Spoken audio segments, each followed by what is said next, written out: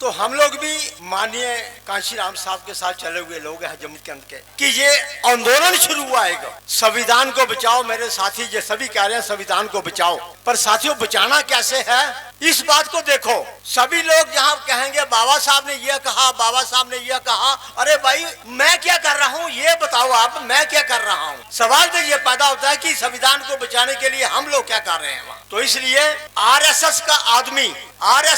आदमी घर घर घूम रहा है, गांव गांव में घूम रहा है, लेकिन हम जहां भाषण करेंगे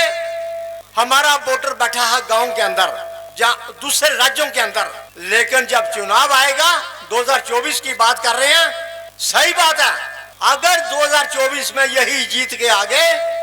तो वो हाल होगा जो हमारे पुरखों ने भी देखा था उस वक्त। ये बात सही है साथियों। हम भी जम्मू कश्मीर के अंदर देख रहे हैं कि हमारे साथ क्या अन्याय हो रहा है, मैं उसके ऊपर बाद में आऊंगा, लेकिन मैं आपको सभी को ये कह रहा हूँ, उसके लिए मैंने भी एक फार्मूला, यहाँ पे लोग कहते हैं कि हम उस स्टेट उस राज्य में कर रहे हैं आंदोलन, उस राज्य में कर रहे हैं, हम उत्तर प्रदेश में कर रहे हैं, हम दिल्ली में कर रहे हैं, हम हरियाणा में। अरे भाई करते रहो अपने राज्य में आंदोलन, हम भी जम्मू कश्मीर में कर रहे हैं अपना आंदोलन, मैं भी 30 साल से लगे हुए हैं वहाँ पे। लेकिन जो ओबीसी के साथ जुल्म हो रहा है उसको भी देखो आप लोग। यहाँ मेरे साथी ओबीसी के बैठे हैं, संविधान की धारा, कॉन्स्टिट्यूशन की धारा 243 D6 243 D6 जिसके अंदर कल ही सुप्रीम कोर्ट ने फैसला दिया है कि वहां अर्बन लोकल बॉडीज में रिजर्वेशन जारी रहेगी। लेकिन मैं हरियाणा वालों को पूछता हूं, पंजाब वालों को, हिमाचल वालों को, जम्मू कश्मीर वालों को हरियाणा में अभी लागू किया गया है, लेकिन जम्मू कश्मीर के अंदर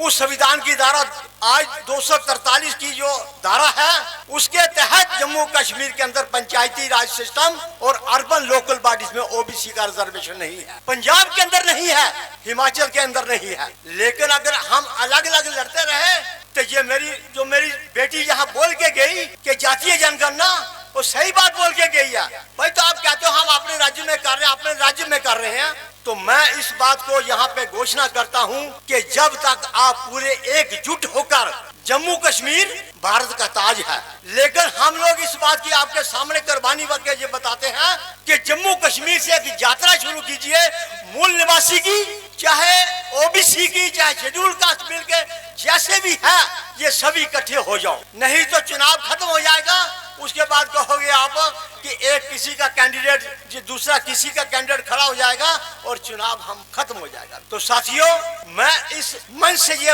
आगाज करता हूं कि हम जम्मू कश्मीर में सबको निमंत्रित कर देते हैं कि आप एक डेट फिक्स करिए, हम जम्मू कश्मीर में अपना, जो मेरे गुलाम हसन जी बैठे हैं मेरे साथी कश्मीर से, मैं आपको कहूंगा तो खड़े होइए गुलाम हसन जी, ये मेरे साथी कश्मीर से आए हैं, हम लोगों को निमंत्रण दिया गया वहाँ, तो हम लोगों ने कहा कि हम 2 रिप्रेजेंटेटिव जम्मू से जाएंगे, 2 कश्मीर से जाएंगे, लेकिन हम आपको निमंत्रण देने आए हैं कि उस आंदोलन को अगर आपने 2024 तक कामयाब बनाना है तो जम्मू कश्मीर से एक आप जो कन्याकुमारी से शुरू करिए, जम्मू कश्मीर से शुरू करिए, हम तैयार बैठे हैं, बिल्कुल लोगों को इकट्ठा करेंगे और आगे भी इकट्ठे कर रहे हैं। मैं अब ये बताऊंगा कि हम लोगों ने, मैं आपको एक उदाहरण दे देता हूं, जम्मू कश्मीर के अंदर जो पिछड़ी जाति का रिजर्वेशन था पूरा SC ST का, 1950 में संविधान लागू हो गया। मैं इस बात को आपके जहन में जलाना चाहता था, जम्मू कश्मीर की बात, भगत अमरनाथ जी हुए, जिन्होंने हमारा सचिवालय है जो जम्मू कश्मीर के अंदर, उसके सामने एक पार्क है, उसके अंदर अपनी कुर्बानी दी मरण व्रत रखकर, और उन्हें मरण व्रत रखकर कुर्बानी दी तो 1970 में जाकर जम्मू कश्मीर में शेड्यूल कास्ट को रिजर्वेशन मिला और शेड्यूल ट्राइब को नहीं, ओबीसी को नहीं। उसके लिए केस चलते रहे सुप्रीम कोर्ट के अंदर, मैं उस विषय में नहीं जाऊंगा, लेकिन बात यह है कि ओबीसी आज भी तरस रहा है जम्मू कश्मीर के अंदर। एक तो मैंने कहा कि जो पंचायती राज सिस्टम, अर्बन लोकल बॉडीज और जो सरकारी नौकरियां हैं उनमें भी उनको 4% का रिजर्वेशन दिया जा रहा है, सिर्फ सोशल कास्ट के नाम से, ओबीसी के नाम से नहीं है। आप लोग सुनते होंगे कि धारा 370 खत्म हो गई। अरे साथियों, जो धारा 370 के अंतर्गत रिजर्वेशन एक्ट और जो रिजर्वेशन रूल फ्रेम किए गए थे, धारा 370 के अंतर्गत अगर वही ये सरकार जो रीऑर्गेनाइजेशन एक्ट 5 अगस्त 2019 को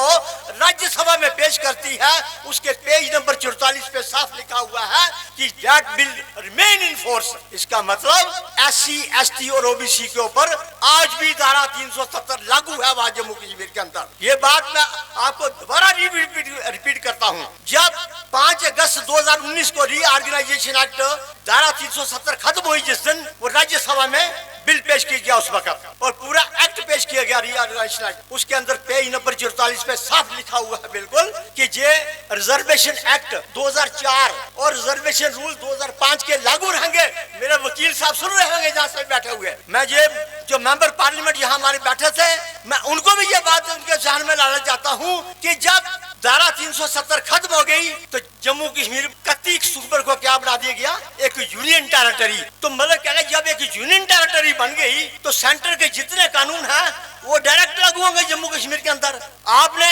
EWS रिजर्वेशन 10% जम्मू कश्मीर के अंदर 6 दिन के अंदर आपने इम्प्लीमेंट कर दी, लेकिन अगर जम्मू कश्मीर के अंदर वो केंद्रीय कानून था, अगर वो केंद्रीय कानून था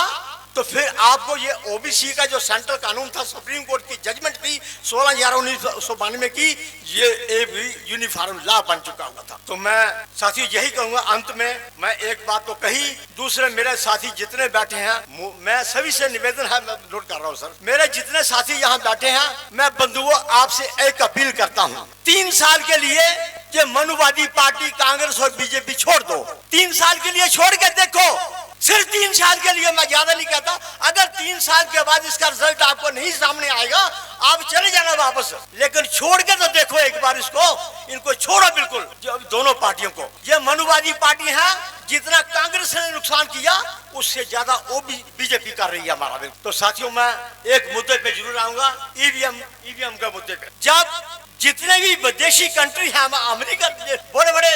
डेवलप कंट्री हैं जिन्होंने EVM का इस्तेमाल किया और EVM के बाद उन्होंने क्या किया, बैलेट पेपर पे आए। अगर वो बैलेट पेपर पे आ गई है तो इसका मतलब EVM में हेरा फेरी होती है, ये बात सच है बिल्कुल। यहाँ और कुछ लोगों को ये वहम होता है कि यहाँ नहीं हुई, वो इस विधायक ने जीत गया, लेकिन मेरा मतलब कहने का कि उनकी जहाँ मर्जी होती है। मेरे वरुण ठाकुर जी ने, वकील साहब ने बिल्कुल ठीक कहा था कि जो आज इलेक्शन कमीशन का जो एक नया जो एक मतलब जैसे अब अग्रवाल जी हैं, ये तो मोदी जी ने बनाया है, उसमें एक नेता विपक्ष होना चाहिए और चीफ जस्टिस ऑफ इंडिया और उसके बाद तीनों। तो मैं साथियों, ये मेरे साथी अब मुझे ज्यादा आवाज बुलंद करने की आवाज नहीं दे रहे हैं, तो मैं यही अंत में कहूंगा कि कॉलेजियम सिस्टम खत्म होगा तो तभी बात बनेगी। कॉलेजियम सिस्टम नर्क है हमारे